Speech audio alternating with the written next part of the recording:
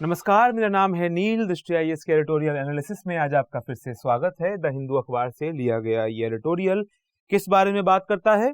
बात करता है कि कई भविष्यवाणियां पिछले कई सालों से हो रही हैं। इस तरह की भविष्यवाणियां पहले भी हुआ करती थी। किस तरह की भविष्यवाणियां? भविष्यवाणियां हुआ करती थी कि अमेरिका का खात्मा होने वाला है, एक महाशक्ति के तौर पर अमेरिका के दिन चूक चुके हैं। अब इसी तरह की भविष्यवाणियों का दौर चीन के लिए है।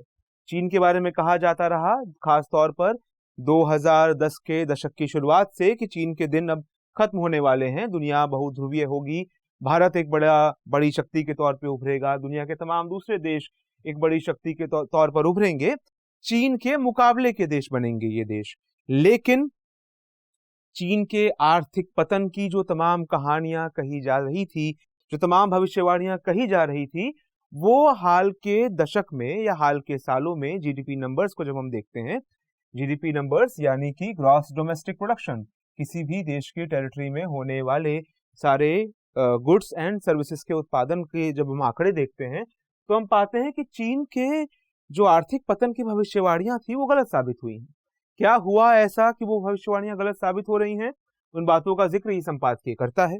ये संपादकीय ये नहीं बताता कि भारत इससे क्या सीखे या हम इससे क्या सीखें, एक सजग नागरिक के तौर पर हम क्या जानें, लेकिन फिर भी हर बात सीधे तौर पे कही जानी जरूरी भी नहीं होती।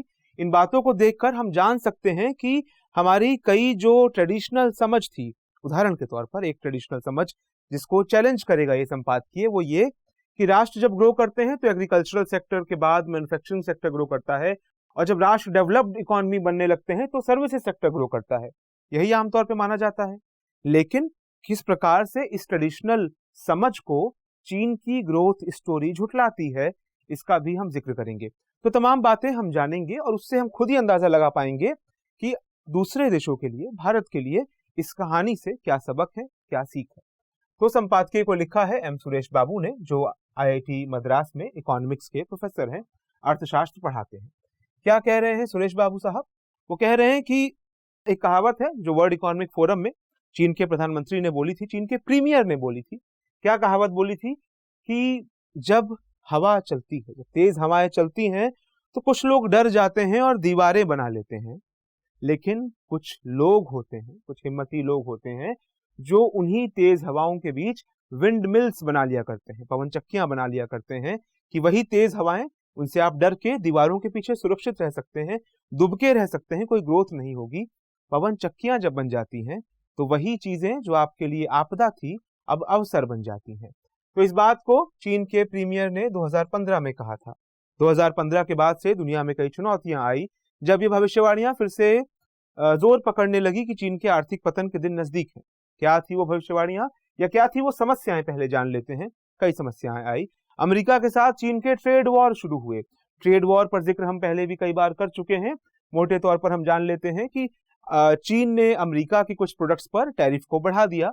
इसकी शुरुआत तब भी हुई जब अमेरिका ने ये कहते हुए कि चीन जो है वो स्पष्ट या पारदर्शी ट्रेड नीतियों को फॉलो नहीं करता है, अपनी करेंसी के दाम कम रखता है, ये कहकर अमेरिका ने चीन के आने वाले सामानों पर, उन सामानों को जिनको अमेरिका आयात करता था, उन पर टैरिफ बढ़ा दिया। उसके बाद चीन ने टैरिफ बढ़ा दिया। तो एक प्रकार से एक दूसरे पर, सामानों पर जब टैरिफ बढ़ा तो एक टैरिफ वॉर शुरू हो गया, और इसका परिणाम दुनिया की अर्थव्यवस्था पर भी थोड़ा बहुत पड़ा। तो वो टैरिफ वॉर आया। उसके बाद कोरोना पेंडेमिक आया, जिसके बारे में कहा गया कि ये चीन से शुरू हुआ। ये अफवाहें भी रही या ये कयास भी लगाए जाते रहे कि शायद चीन ने इसको जानबूझकर शुरू किया, हालांकि इसके कोई प्रमाणिक प्रमाण अभी तक नहीं मिले। लेकिन फिर भी इन अफवाहों से भी या इन बातों से भी ये इशारा किया जाने लगा कि चीन के खिलाफ अब देश लामबंद होंगे और चीन के आर्थिक पतन के दिन नजदीक आ गए हैं। लेकिन ऐसा कुछ नहीं हुआ। ऐसा हम क्यों कह रहे हैं?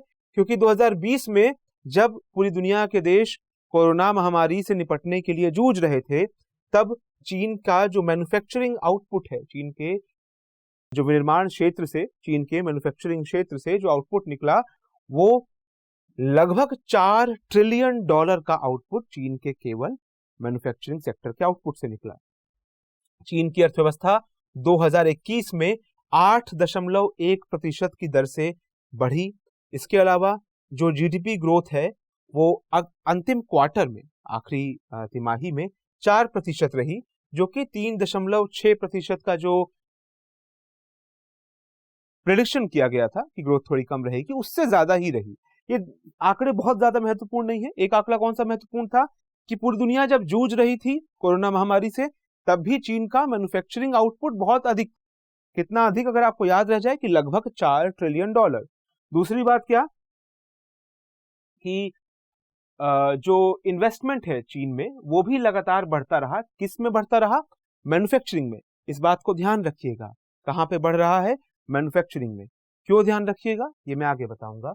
लेकिन चीन में लगातार मैन्युफैक्चरिंग सेक्टर में भी इन्वेस्टमेंट बहुत ज्यादा बढ़ा, और जो तमाम कयास लगाए जा रहे थे कि कोरोना महामारी के बाद या जियोपॉलिटिकल टेंशंस के बाद, जिनके चलते चीन के अपने पड़ोसी देशों से संबंध खराब हैं, अमेरिका से संबंध खराब है, इन सब टेंशंस के बीच चीन डीफैक्टराइजेशन से जूझेगा। डीफैक्टराइजेशन यानी कि मतलब जान लीजिए इस टर्म का, चीन को कहा जाता है दुनिया की फैक्ट्री। क्यों कहा जाता है इसका जिक्र आगे आएगा। लेकिन कहा जा रहा था कि अब दुनिया की फैक्ट्री रहेगी नहीं, दुनिया भर में बहुत सारी फैक्ट्रीज आ जाएंगी। कई देश हैं जो चीन की जगह लेने के लिए तैयार हैं। भारत का भी नाम उसमें लिया जाता है, बांग्लादेश का भी, इंडोनेशिया का भी, तमाम दूसरे देशों का। कहा जा रहा था कि चीन के डीफैक्टराइजेशन के दिन नजदीक आ गए हैं। क्या कहा जा रहा था कि $4 ट्रिलियन, टर्म को हम दूसरी बार दोहरा रहे हैं, लगभग $4 ट्रिलियन का जो मैन्युफैक्चरिंग है जो चीन में होती है, $4 ट्रिलियन। अगर आप शब्द बार बार सुन के अंदाजा लगाने की कोशिश कर रहे हैं कि कितना, तो ये भारत की पूरी जीडीपी से, पूरी अर्थव्यवस्था से ज्यादा नंबर है, उससे बड़ा नंबर है। उतना केवल चीन की मैन्युफैक्चरिंग है। तो कहा जा रहा था कि ये $4 ट्रिलियन की जो मैन्युफैक्चरिंग है, अब ये पूरी दुनिया के अलग अलग देशों में बट जाएगी।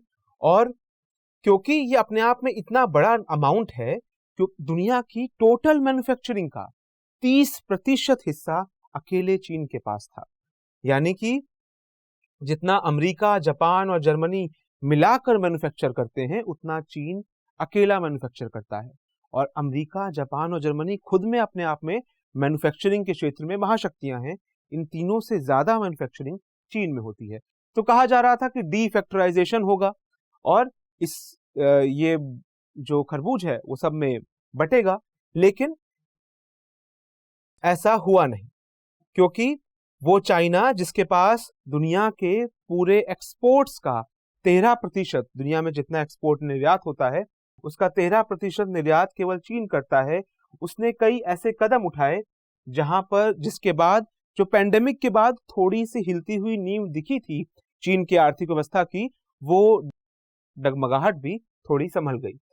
तो कैसे संभली कि पहले तो चीन के राष्ट्रपति शी जिनपिंग ने स्पष्ट किया कि चीन की आर्थिक नीति जो होगी वो अब इस बात को बैलेंस करेगी कि इनर सर्कुलेशन पर भी।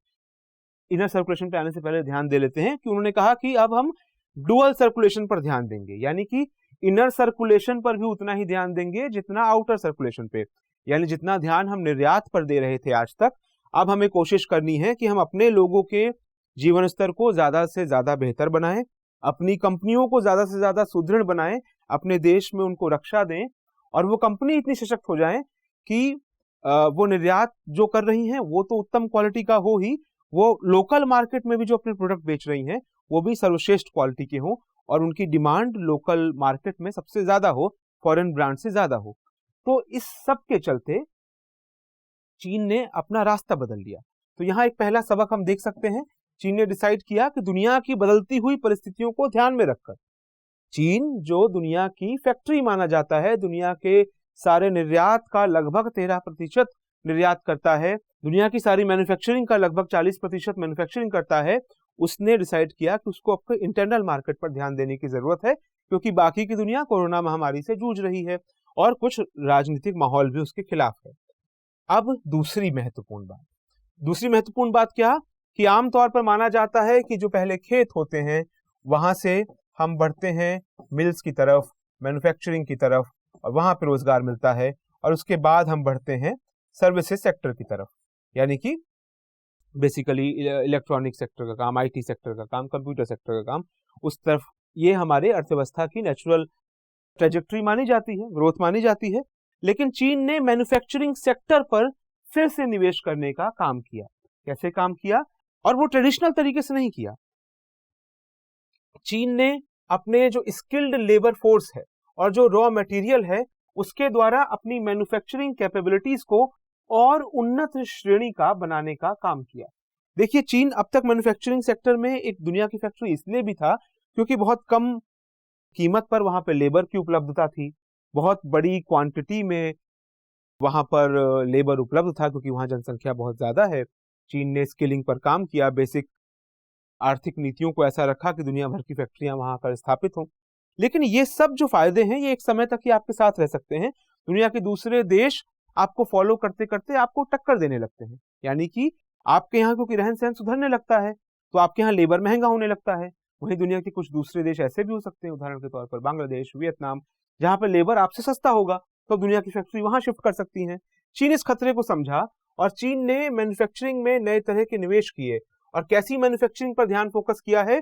दो तरह की, एडवांस्ड मैन्युफैक्चरिंग, उन्नत तरीके की मैन्युफैक्चरिंग, दूसरा ऑटोमेशन। ऑटोमेशन पर भी चीन ने लगातार काम बढ़ाया, यानी कि आर्टिफिशियल इंटेलिजेंस जिसमें मशीन से आप वो सारे कार्य करने की उम्मीद रख सकते हैं, लगभग उस क्षेत्र में वो सारे कार्य करने की उम्मीद रख सकते हैं जिनके लिए व्यक्तियों की आवश्यकता होती है। तो देखिए, इस बात को जब आप समझेंगे तो आपको लगेगा कि अब जो कम कीमत लेबर की थी वो फायदा चीन के पास से जब हट रहा था तो चीन ने मैन्युफैक्चरिंग के उस क्षेत्र में निवेश किया जहां वो फिर से अग्रणी होने की ओर बढ़ रहा है।